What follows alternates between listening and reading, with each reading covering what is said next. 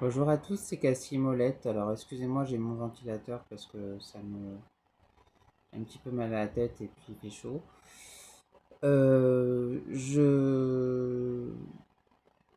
vais vous parler de. Savez-vous que j'ai écouté j'ai commencé un livre audio sur l'histoire de Ramsès II. Et en fait, je sais pas, du coup, comme je fais des vidéos short, ça va être très rapide. Je vais vous raconter. Savez-vous que euh, Ramsès II avait, donc c'est le premier chapitre, avait, euh, comme souvent, sûrement beaucoup de princes dans l'Égypte ancienne, avait été éduqué par un nourricier. C'est un homme du royaume, et il n'avait encore jamais vu du coup son propre père. Et en fait, un jour, quand il avait 14 ans, donc il avait encore la mèche de la boucle de l'enfance, vous voyez, le crâne rasé avec la mèche tressée. Son père a décidé de l'emmener. Donc il a vu son père pour la première fois. Et il l'a emmené alors je sais plus exactement où c'était dans des grandes herbes, etc. Ils avaient un char, etc. Puis après il y avait les grandes herbes, donc ils ont dû abandonner le char, enfin le garer pour continuer à pied. Et il y avait un taureau gigantesque.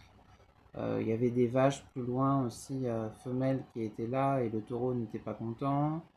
Enfin, un taureau très très très énervé et très impressionnant. Et en fait, ce taureau, euh, son père, Séti, donc le père de Ramsès, disait à Ramsès II que c'était l'occasion de combattre ce taureau.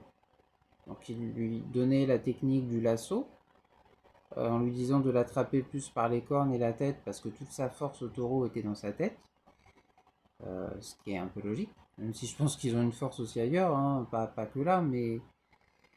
euh, alors je ne sais pas si c'est une légende, je sais pas trop, mais je pense que ça doit être des faits qui ont été retranscrits dans des textes, je pense.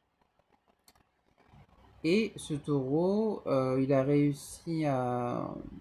Donc Ramsès avait très très peur, pour résumer, Ramsès II, le jeune Ramsès II. Euh, et il a essayé de l'affronter. Donc à un moment, il y a eu une espèce de petit combat.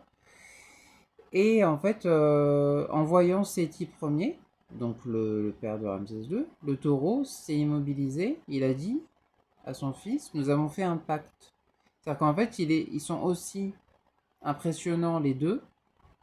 Donc ils sont impressionnés un peu l'un et l'autre, quoi, le grand pharaon et le taureau.